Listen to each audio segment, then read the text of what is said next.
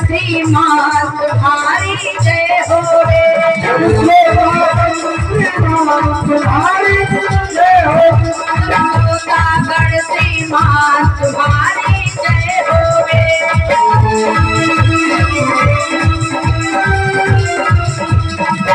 जो बने हुए यजमान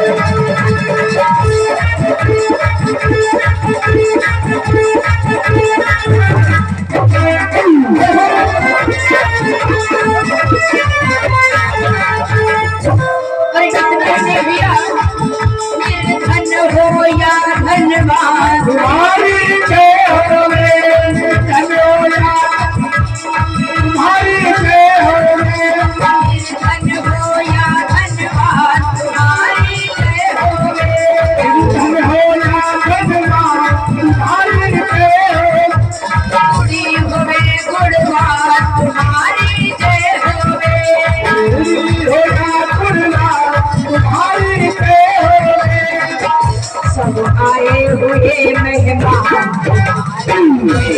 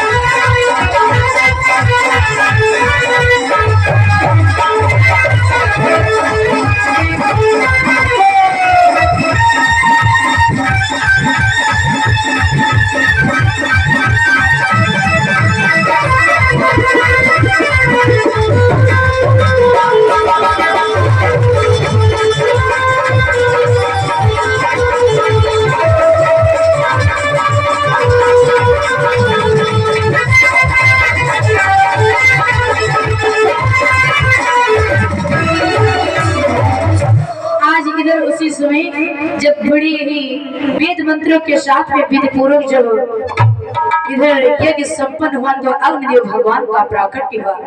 हाथ में प्रसाद लिए हुए हैं, काहे का खीर का प्रसाद है दोनों। कितना सुंदर प्रमाण दिया है गोस्वामी बाबा ने। खीर में कितनी चीजें होती हैं, किन चीजों से मिलके बनता है। खीर का प्रसाद कल भंडारे में भी बनेगा। मैया चाची लोग, आप लोग खीर में क्या क्या मिलाती हो? कुछ तो बोलो। आप लोग अच्छा खीर खाया कि नहीं खाया? खीर तो खाए हैं ना, बनाए नहीं होंगे लेकिन खाए तो जरूर होंगे। खीर में 3 चीजें मेन होती हैं, मुख्य होती हैं 3 चीजें, दूध, चावल, चीनी। दूध कैसा होता है? सफेद। चावल भी सफेद, चीनी भी सफेद। आप कितना भी चावल डालिए, आप कितना भी दूध डालिए, लेकिन जब तक आप चीनी नहीं डालोगे तब तक मिठास खीर में नहीं आएगी। ठीक उसी प्रकार से भगवान को चाहिए 3 द्वार। भगवान एक द्वार से नहीं आ सकते। भगवान कर्म, ज्ञान और भक्ति इन 3 द्वारों से आते हैं। तो यहाँ पर मैया कौशल्या जी क्या है? ये दूध रूपी ज्ञान है। मैया कैकेयी जी ये कर्म रूपी ज्ञान है, और मैया सुमित्रा जी ये भक्ति रूपी खान है। भगवान को 3 द्वार चाहिए। तो मैया कौशल्या जी हो गई ज्ञान की देवी, मैया कैकेयी जी हो गई कर्म की देवी, सुमित्रा मैया हो गई भक्ति की देवी। तो वैसे ही कर्म क्या है? कर्म है चावल, दूध क्या है, दूध है ज्ञान, और भैया चीनी क्या है, भक्ति। क्योंकि जब तक भक्ति रूपी चीनी नहीं होगी तब तक जीवन में मिठास नहीं आएगी। आप कर्म कितना भी अच्छा करें, आपके पास में ज्ञान कितना भी क्यों ना हो जाए, जब तक वाणी में मिठास नहीं होगी, जब तक जीवन में आपके मिठास नहीं होगी, आप खुश नहीं रह सकते। लेकिन कुछ लोग ऐसे होते कहते हम तो साफ कहते हैं, किसी को अच्छा लगे या खराब, हम तो कहते हैं सच बोलो लेकिन साथ में मीठा भी बोलो। अपने यहाँ सच बोलने की महिमा पर बड़ा जोर है। लोग कहते हैं हम तो सत्य कहते हैं, किसी को कड़वा लगे चाहे मीठा लगे, लेकिन सत्यम ब्रीवाद प्रियम ब्रीवाद, सत्यम ब्रीवाद ना अप्रियम ब्रीवाद, यानी सत्य की महिमा पर तो जोर है लेकिन साथ साथ में प्रिय बोलने की महिमा पर जोर नहीं है। ऐसे एक आदमी के घर में आया मेहमान आया, बड़ी जल्दी में था, कहने लगा रुकेंगे नहीं, जाने दीजिए देर हो रही। तो घर वालों ने कहा भैया ऐसे कैसे जाओगे, कुछ खा पी करके जाओ। कहा खाएंगे पिएंगे नहीं, देर हो जाएगी। कहा खैर कोई बात नहीं, हम अभी कुछ मंगवा देते, होटल से खा के जाओ।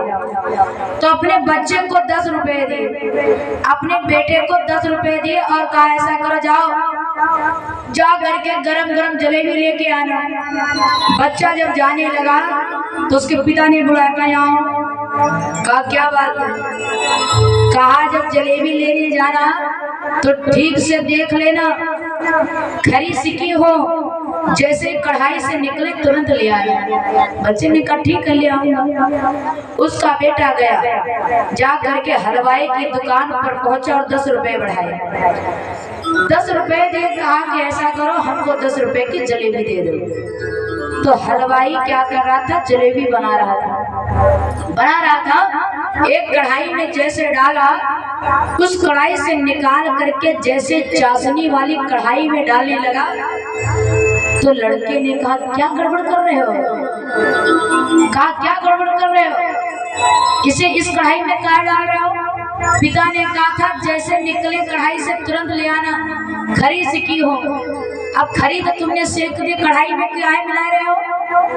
अब बोलो भैया, यदि उस कढ़ाई से एक ही कढ़ाई से निकली हुई जलेबी ले आए, वो बच्चा यदि उस जलेबी को ले आए जो निकली तो कढ़ाई से ताजी ताजी है और सिक्की भी खरी है, लेकिन चाशनी में नहीं मिली, बोलो क्या स्वाद आएगा, मिठास आएगी, नहीं आएगी ना। ठीक उसी प्रकार से आप अपनी वाणी की जलेबी को सत्य के कढ़ाई में सेक तो लो, लेकिन जब दूसरों को परसो तो उससे पहले प्रेम रूपी चाशनी में सान के तब परोसिएगा। तो वैसे कहते हैं सत्य बोलने की महिमा पर जोर है, लेकिन साथ में प्रिय बोलने की महिमा पर जोर नहीं है। तो वैसे ही कर्म चाहे कितने अच्छे हैं, ज्ञान चाहे कितना हो, लेकिन भक्ति रूपी चीनी नहीं होगी, मिठास नहीं आएगी जीवन में। तो यहाँ आज वो प्रसाद दिया है, किसको, वशिष्ठ जी को दिया। कहा कि ऐसा करो ये प्रसाद रहा दशरथ जी को दे देना, कहना अपनी रानियों को खिलाएं। ठीक 9 मास के बाद में घर में 4 संतानों का जन्म हुआ। वो प्रसाद महाराज दशरथ जी को मिला। दशरथ जी महलों में ले गए, लेकिन जब बंटवारा करने लगे तो सौतिया साग कर दिया। प्रसाद बांटने में भी उन्होंने छल किया। कैसा छल, छल नहीं, एक प्रकार से अच्छा ही किया।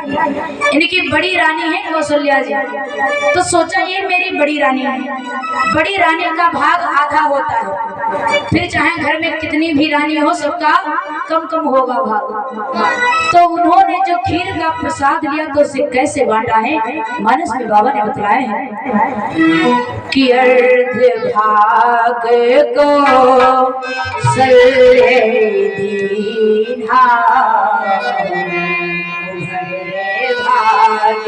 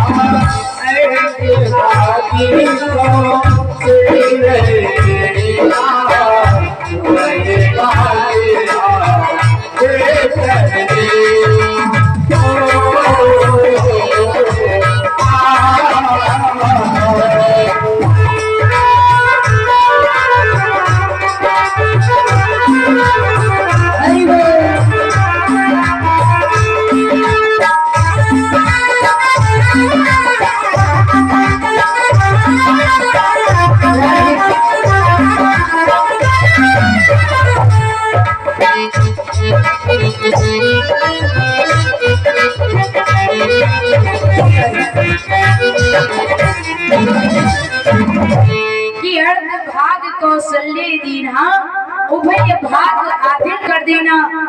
आधा जो प्रसाद उसके 2 टुकड़े पहले किए, एक भाग मैया कौशल्या को दे दिया, जो ज्यादा थोड़ा प्रसाद बचा उसके 2 भाग किए, एक में के 2 टुकड़े किए और जो 2 टुकड़े किए उसमें से 2 टुकड़े किए, एक मैया के को दे, एक सुमित्रा जी को दिया। लेकिन जब वो प्रसाद मैया सुमित्रा को मिला तो उस समय मैया सुमित्रा जी विचार करने लगी, पहले हम स्नान कर लें, स्वच्छ हो जाए, फ्रेश हो जाए, उसके बाद में भगवान का प्रसाद ग्रहण करें, क्योंकि भगवान का प्रसाद साफ सुथरा होकर के ही खाना चाहिए। ऐसा नहीं कि लेके आए हैं लोटा खेत से डोल मैदान हो के और रास्ते में प्रसाद बट रहा है लेके जय सीताराम, नहीं, पहले फ्रेश हो जाइए, साफ हो जाइए, स्वच्छ हो जाइए, उसके बाद में प्रसाद ग्रहण कीजिए। मैया सुमित्रा जी नहाने लगी, स्नान करने लगी और एक दोने में प्रसाद आज रख दिया है, आंगन में प्रसाद रखा है। और तब तक क्या हुआ कि तब तक उड़ती चील एक आई, अल्लाह दोना आकाश सिधाई। तब तक एक उड़ती हुई चील पक्षी आई, उस प्रसाद को लेकर पंजों में उड़ गई है, लेकिन उड़ती हुई जा कहाँ रही है, जा करके कहाँ पहुंची है, जिस जगह पर मैया अंजनी तपस्या कर रही है, कंदराओं के बीच में बैठी हुई। तपस्या मैया अंजनी क्यों कर रही है गुफा के बीच में बैठी हुई, क्योंकि इनके पिता श्री गौतम ऋषि जी ने जब मैया अहिल्या साथ में देवराज इंद्र और चंद्रमा को जब श्राप दिया था तो अपनी पुत्री अंजनी को भी श्राप दिया। श्राप क्या दिया कि जाओ, तुम्हें कौमार्यावस्था में झूठा कलंक लग जाएगा, तूने अपनी माता का पक्ष लिया है, गलत का साथ दिया है, इसलिए मैं तुम्हें श्राप देता हूँ, कौमार्यावस्था में तुम्हें झूठा कलंक लगेगा। मैया अंजनी ने विचार किया, जब मैं किसी पुरुष का मुंह कभी नहीं देखूंगी, किसी आदमी का मुंह नहीं देखूंगी, तो हमें झूठा कलंक लगेगा कैसे। लेकिन भावी प्रबल है, होनी होकर रहती है, क्योंकि यदि मुसीबत आने वाली है तो आप चाहे घर में रहो चाहे घर के बाहर, वो मुसीबत आकर के रहेगी। और इतना ही नहीं भैया, दूसरे को हम काहे कहें, अभी हमारे यहाँ 24 अप्रैल को भैया का तिलक था, 23 अप्रैल को मेरे पिताजी गए भैया रसगुल्ला लेने के लिए शाम को, लेकिन जब जाने लगे तो मेरे भैया ने क्या किया, मोटरसाइकिल की चाबी ले ली कि पिताजी मत जाओ, अभी रात है। लेकिन मेरे पिता नहीं माने, साथ में हमारे पिताजी और मेरे फूफा जी दोनों लोग गए रसगुल्ले लेने के लिए। लेकिन हुआ क्या कि जिस ऑटो में बैठ के लिए आ रहे थे, रख करके भगवाने वो ऑटो ही भैया पलट गया, टक्कर लग गई ट्राली से, तो मेरे पिता का एक्सीडेंट हो गया। सो हमारे पिताजी इसमें आशीष हॉस्पिटल में आलोक जौहरी के सामने सीतापुर में एडमिट है। कहते हैं भाभी प्रबल है, कितना भी रोग को होनी हो भी रहती है, तुम्हारा मुसीबत आने वाली है तो आगे रहती है। लेकिन ऐसे धर्म संकट में हमको आपको घबराना नहीं चाहिए। मैया अंजनी ने भी आज विचार किया है यदि मैं किसी पुरुष का कभी मुंह नहीं देखूंगी तो मुझे झूठा कलंक लगेगा कैसे। लेकिन मैया आज बचने के लिए उस श्राप से जा करके गुफा के बीच में बैठ गई। लेकिन तब तक क्या हुआ, इधर भगवान श्री हरि नारायण और भोले बाबा में आपस में बात हो रही है। क्या बातचीत हो रही है कि इधर भोले बाबा भगवान विष्णु से कहने लगे, कहा कि हे नारायण, तुम हमेशा अपना मोहिनी का रूप दिखाते हो सभी को, लेकिन हमको आज तक तुमने नहीं दिखाया, हमको भी मोहिनी का रूप दिखाइए। तो भगवान भोले बाबा के बार बार कहने पर भगवान विष्णु जी उसी समय विश्व मोहिनी का रूप धारण किया। जब ही आज मोहिनी का रूप धारण किया तो देखते ही आज भोले बाबा इतना प्रफुल्लित हो गए, इतना खुश हो गए, इतना मुक्त हो गए कि उनके रूप को निहार करके उनका तेज स्खलित हो गया, उनका वीर स्खलित हो गया। और जैसे तेज स्खलित हुआ है, अब महाराज चिंता होने लगी भोले बाबा को, स्वयं नारायण को, कि ये तेज हम किसको जा करके दें। अरे इससे तो एक परम प्रतापी बेटा होगा, इससे तो एक पुत्र महाबलशाली होगा, लेकिन ये प्रसाद दिया जाएगा इसको। तो उसी समय उस तेज को उठा लिया, उस तेज को भोले बाबा और भगवान विष्णु जी ने दोनों लोगों ने उठा लिया, ले करके जाने लगे, सोचने लगे किसको किस देवी को सौंपो। ले करके जिस समय चले हैं तो कहाँ पहुंचे, जहाँ मैया अहिल्या जी, मैया अंजनी जी तपस्या कर रही है कि जहाँ तप करती अंजना माई,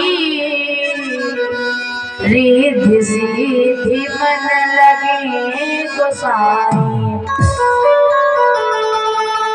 कि जहाँ मैया अंजना तप कर रही है वहीं पर महात्मा बन के गए, दोनों लोग महात्मा बने, भोले बाबा भी और नारायण महात्मा बन के गए, पेश बदल करके उसी तेज को लेकर के गए। आवाज लगाई, देवी कौन इस गुफा के अंदर बैठा है, यदि इसके अंदर कोई हो तो मुझे प्यास लगी है, मुझे थोड़ा सा जल पिला दीजिए। तो अंदर से आवाज आई कि चाहे कोई भी हो, मैं किसी पुरुष का मुंह नहीं देखती हूँ, इसीलिए मैं अपना कमंडल बढ़ा रही हूँ, आप मेरे कमंडल से जल लेकर के पी लीजिए। तो उसी समय दोनों महात्माओं ने कहा कि देवी मैं जल ऐसे नहीं पीता हूँ। कहा फिर बाबा कैसे पियोगे? कहा हमें ये बताओ, क्या तुमने अपने जीवन में गुरु किया है, गुरु मंत्र लिया है, दीक्षा लिए नहीं ली है? तो मैया अंजनी ने जवाब दिया, नहीं, मैंने अपने जीवन में गुरु मंत्र नहीं लिया है, नहीं तो मैंने अपने जीवन में गुरु किया है। तो दोनों महात्माओं ने कहा तो फिर सुनो, यदि तुमने गुरु मंत्र नहीं लिया है, गुरु दीक्षा नहीं ली है, तो मैं ऐसे हाथों से जल नहीं पीऊंगा, इससे मेरा धर्म नष्ट हो जाएगा। तो मैया ने कहा बाबा आप निराश होकर के मत जाइए, आप यदि हमें गुरु मंत्र देना ही चाहते हैं तो आप मेरे गुरु बन जाइए। तो कहा गुरु आप ही मेरे बन जाओ। तो उसी समय मैया ने कहा आप यदि गुरु बन भी जाते हो फिर भी मैं निकल करके गुफा के बाहर नहीं आऊंगा। तो कहा फिर हम तुम्हें गुरु मंत्र अपना बतावे कैसे? तो कहा गुफा के बाहर अपना कान बढ़ाओ। तो गुफा के बाहर जैसे मैया ने कान बाहर किया तो वही तेज लेकर के जो भोले बाबा आए वही तेज मैया के कान के द्वारा प्रविष्ट कराई दिया, मैया अंजनी के गर्भ में चला गया। तभी कहते शंकर सुवन केसरी नंदन तेज प्रताप महाजगवंदन, यानी वही शंकर जी का तेज मैया अंजनी के गर्भ में चला गया। अब क्या हुआ, इधर वो चील पक्षी प्रसाद लिए आ रही है, मैया उठ करके तो कहीं जाती नहीं है, प्यास लगती है तो एक नली के द्वारा जल खींच लेते हैं और वही जो प्रसाद लेकर के चील पक्षी जा रही थी, हवा इतनी जोरों से चली कि उसी जगह पर प्रसाद गिरा जहाँ से मैया रोजाना जल ग्रहण करती है। मैया ने देख लिया, जान गई कि ये प्रसाद साधारण नहीं है, इससे तो भगवान का अवतार होने वाला है। मैया ने कहा यदि मैं इस जल को पी रही हूँ तब तो इस नली के द्वारा जल आएगा तो जल के साथ में प्रसाद के भी कुछ कण आ जाएंगे। यदि कण आ गए तब तो पिता का दिया हुआ श्राप सच हो जाएगा। यदि मैं जल नहीं ग्रहण कर रही हूँ, प्रसाद नहीं ग्रहण कर रही हूँ, तो प्रसाद का यदि अपमान हो गया तो स्वयं भगवान का अपमान हो जाएगा। इसलिए उन्होंने नली के द्वारा जब जल पिया है तो उस जल के माध्यम से थोड़े से कण प्रसाद के उनके मुख के द्वारा उदर में प्रविष्ट कर गए। भावी भैया प्रबल है। भगवान श्री कृष्ण जी ने गीता में कहा है कि हे मनुष्य, जो तू चाहता है वह तू करता है, लेकिन अंत में वही होता है जो मैं चाहता हूँ। तो हम आप चाहे जो भी करें, लेकिन होगा वही जो राम जी करेंगे। तो ऐसे ही एक बार की बात है, एक बार यमराज जी प्राण लेने के लिए एक बच्चे के आए, एक बच्चे के प्राण लेने के लिए आए। कहा कि बेटा तुम्हारा नाम सबसे पहले रजिस्टर में पहली लाइन में है, जब हम हाजिरी लगाएंगे तो किनको चलना पड़ेगा। लड़के ने कहा ठीक है मैं चलूंगा, लेकिन सुनो मेरी बात, पहले हम तैयार हो जाएं उसके बाद में चलेंगे। बढ़िया लड़का टेंट पेंट तैयार होने लगा, बढ़िया टाई बेल्ट हर एक व्यवस्थाएं करने लगा, क्योंकि आज के जमाने के जब बच्चे तैयार होते हैं बारात में जाने के लिए तो पहले भैया टाई बेल्ट शर्ट बढ़िया हो चाहिए, बाद ठेका पर जाए परफ्यूम हो चाहिए, यानी मुंह महक जाए या द्वारे पर पता चले बराती आए हैं। तो महाराज वो लड़का तैयार होने लगा। जब तैयार होने लगा तब तक क्या किया, उसने एक पेय पदार्थ बनाया, पीने वाला पदार्थ बनाया, उसमें बेहोशी की दवा मिलाई गई। बेहोशी की दवा मिला करके यमराज को दिया। कहा महाराज आप जलपान कीजिए। यमराज ने जब ही पिया तो वो बेहोश हो गए, कुछ देर के लिए मूर्छित हो गए। अब उस लड़के ने क्या किया, सोचा हमारा नाम पहले लाइन में है, चलो इसको काट के बाद वाली लाइन में लिख दे, तो यमराज जी जब हाजिरी लगाएंगे तो हमको बाद में जाना पड़ेगा, तब तक आराम से पड़े रहे मूर्छा में। इधर लड़के ने क्या किया, अपना नाम सबसे बाद वाली लाइन में लिख दिया, लास्ट वाली लाइन में। अब कुछ देर के बाद में जब मूर्छा से जागे यमराज, कहा बेटा क्या तैयार हो गए? कहा तैयार हो गए। तो कहा फिर चलो मेरे साथ। लेके जब चलने लगे उसको तब तक याद आया, अरे इसके घर पे हम आए तो हमारी इतनी खातिरदारी इसने की है, हमारा स्वागत सम्मान किया है, तो इसका भी कुछ हमको इसके लिए भी करना चाहिए, इसका भी हित देखना चाहिए। तो यमराज ने कहा सुनो भैया, अब हम हाजिरी ऊपर वाली लाइन से नहीं लगाएंगे, पहली वाली लाइन से हाजिरी। कहा पहली वाली लाइन से हाजिरी नहीं लगाएंगे, अब हम बाद वाली लाइन से हाजिरी लगाएंगे, जिसे तुम्हें बाद में चलना पड़ेगा। अब लड़के ने सोचा पहली वाली लाइन से हाजिरी लगे तब भी मेरा नाम, बाद वाली लाइन से हाजिरी लगे फिर भी मेरा नाम, यानी जाना हमें ही पड़ेगा। तो कहने का मतलब ये है आप चाहे जो भी करिए, लेकिन होगा वही जो परमात्मा करेंगे। वही है सोई जो राम रच राखा, को कर तर्क बढ़ावे शाखा। महाराज मैया अंजनी ने धोखे से उस जल को पिया है, जल के साथ में कुछ प्रसाद के कण आ गए। इधर उनका विवाह नहीं हुआ है, कुमारी है, तो अब सोचने लगी अब क्या करूं, किसके पास में जाऊं। तो उसी समय उत्तर सुमेरु पर्वत पर रह रहे वानर राज केसरी के पास में पहुंची, सारा वृतांत कह सुनाया कि मैंने प्रसाद खाया इसीलिए मैं सुरक्षित हो चली हूँ, मेरे साथ में हमारे ग्रहण संस्कार कर लीजिए। वानर राज केसरी ने बड़े ही प्रसन्नता पूर्वक विवाह कर लिया। इधर ठीक 9 महीने के बाद कार्तिक वदी 14 दिन शनिवार को श्री हनुमान जी महाराज जी का जन्म हुआ, भैया अंजनी जी के गर्भ से।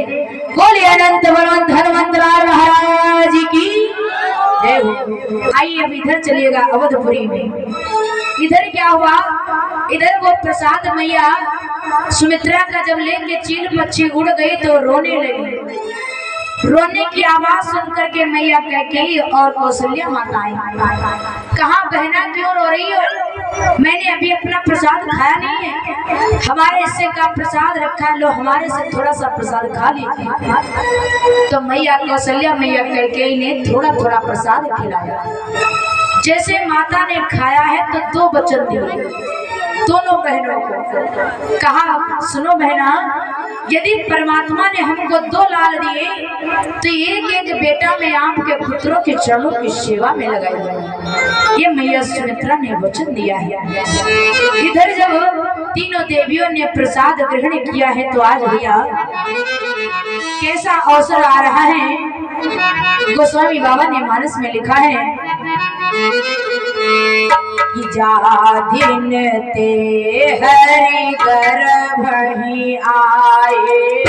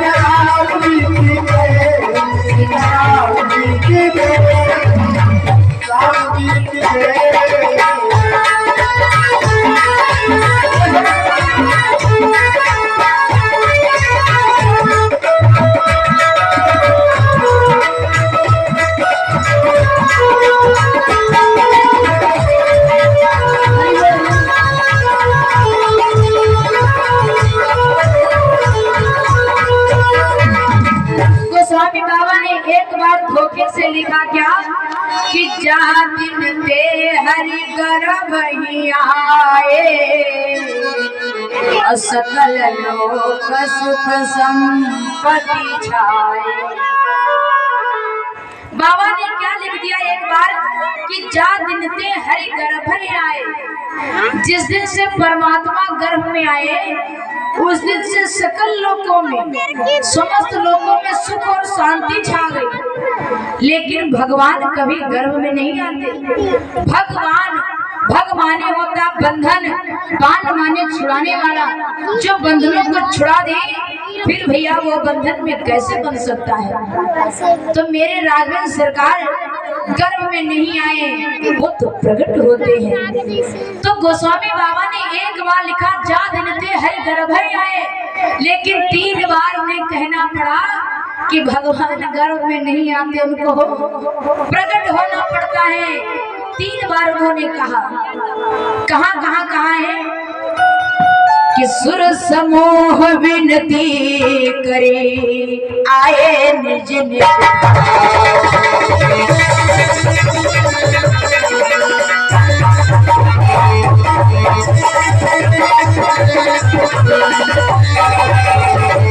कि सुर समूह विनती करी आए निज निज धाम, जग निवास प्रभु प्रगटे अखिल लोक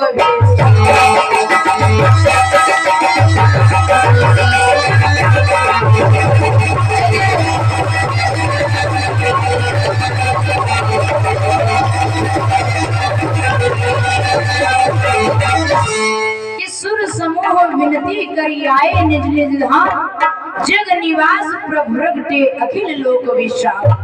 एक तो प्रकट शब्द यहाँ प्रयोग किया, एक कहा कि सुख जुत कछुक काल चल गए और प्रभु तेहि प्रकट सो अवसर भये। दूसरा प्रकट शब्द ये प्रयोग किया, लेकिन तीसरा शब्द कहाँ बोला जहाँ हम आप सब बोलते हैं। आज सभी देवी देवता लोग आकाश में विमान सजाए खड़े हुए हैं, हाथ में फूल लिए हुए हैं पुष्पों की वर्षा करने के लिए। और ये भैया सभी को अक्षत फूल वितरण कर दीजिए, भक्त लोगों को बांट दीजिए, लेकिन आप लोग आकर के भगवान पर चढ़ाना, ना कि हारमोनियम में और आर्गन में। कहीं कहीं दूर से लोग फेंकते हैं बहुत जोर से, आप लोग आके भगवान पर चढ़ाना जब हम बताएंगे तब। यजमान जी महाराज दो जगह कर लीजिए, इधर और उधर दोनों तरफ बांट दीजिए। महाराज आज उसी समय इधर क्या हुआ, सभी देवी देवता अपना अपना विमान सजाए हुए खड़े हुए हैं, हाथ में फूल लिए हुए पुष्पों की वर्षा करने के लिए। तब तक क्या हुआ, तीनों देवियां बड़ा ही प्रसन्न हैं, बहुत ही प्रफुल्लित हैं। अयोध्या धाम में नाना प्रकार से चहल पहल मचा है। सभी नर नारी बड़ा ही धूमधाम के साथ में कलरव कर रहे हैं, आपस में वार्तालाप कर रहे हैं। और तब तक क्या हुआ भैया, मैया कौशल्या के कक्ष में एक प्रकाश पुंज आया। मैया कौशल्या के कक्ष में एक प्रकाश पुंज आया। देखते ही देखते क्या हुआ, देखते ही देखते आज उसने चतुर्भुजी रूप में वो परिणित हो गया, चतुर्भुजी रूप में प्रकट हो गया। तो मैया ने उसी समय क्या देखा है कि देखा फिर वे घर के अंदर भगवान श्री हरि राजी रहे। कहा बड़ी मैया ने एक लाला को जन्म दियो है।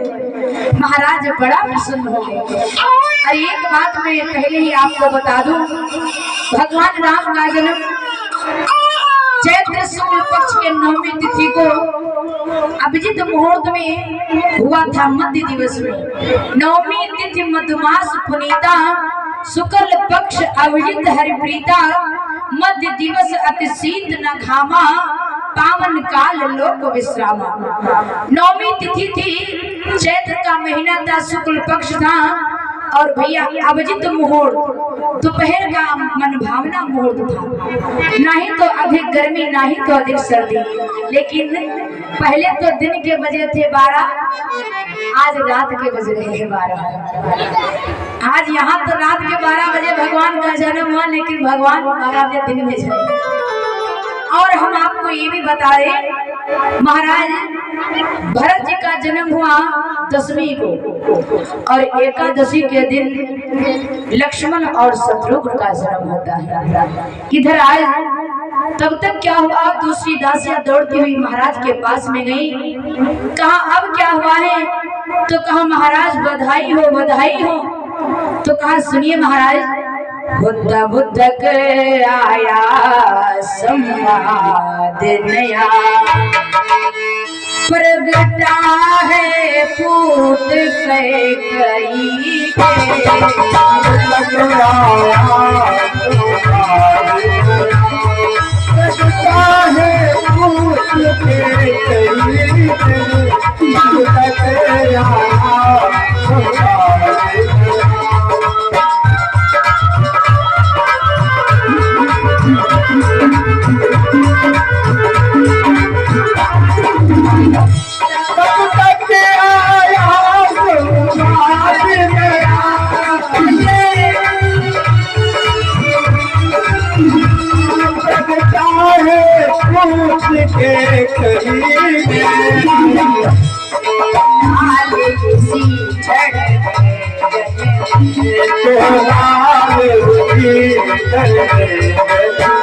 सत्यवती सुमित्रा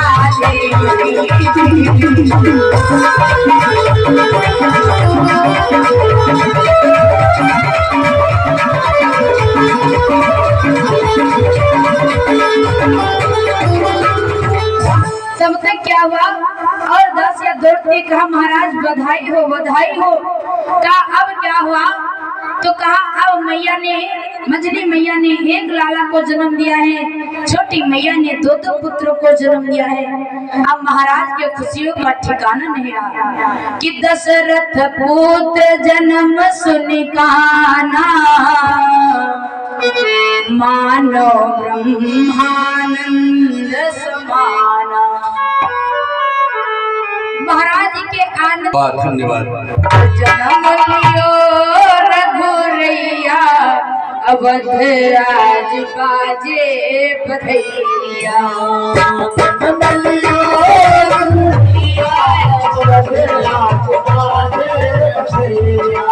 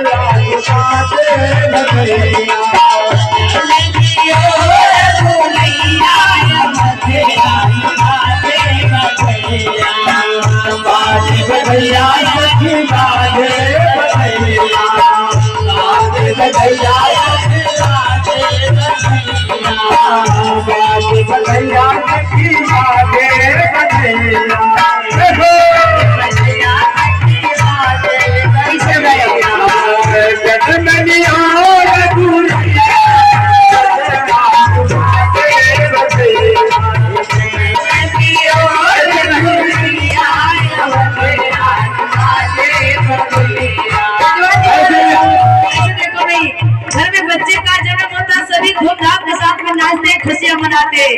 आप भी घूम जाइए निवासी महल परिवार के साथ।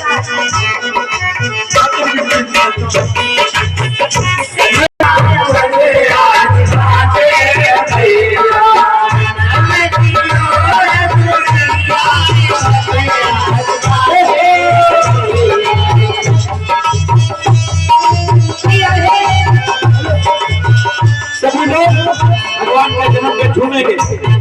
बाजे बधैया सखी बाजे बधैया, बाजे बधैया सखी बाजे बधैया, बाजे बधैया सखी बाजे बधैया, बाजे बधैया सखी बाजे बधैया, बाजे बधैया सखी बाजे बधैया।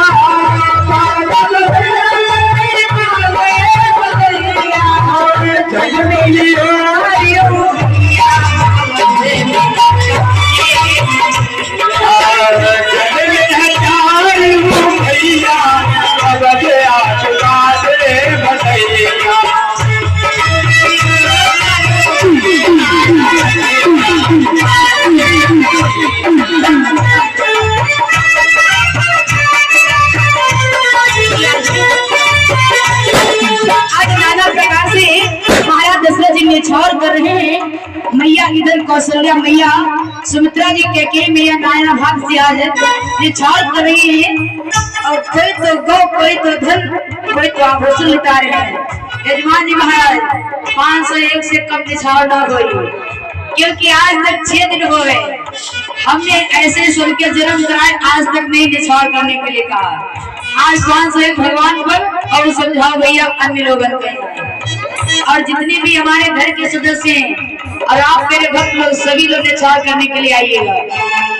बाजे बधैया सखी बाजे बधैया, बाजे बधैया सखी बाजे बधैया, बधैया सखी बाजे बधैया, बाजे बधैया सखी बाजे बधैया।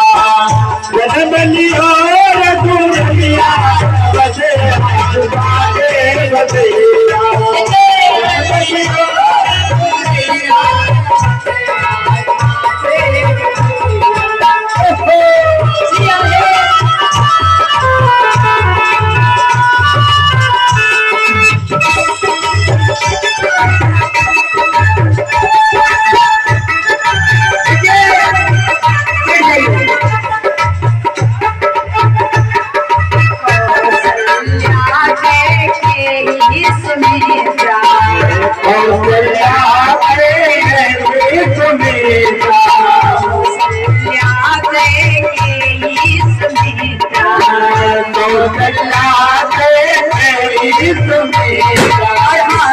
हमारे भैया अनमोल, जिनकी भैया ध्रुव और अनमोल, उन्हीं लोगन के रे भैया ये जन्मोत्सव के उपलक्ष्य में भागवत कार्यक्रम हो रहा है और उन्हें खुशी निकले कार्यक्रम हो रहा है। तो भैया हमारे संदीप जी, कुलदीप जी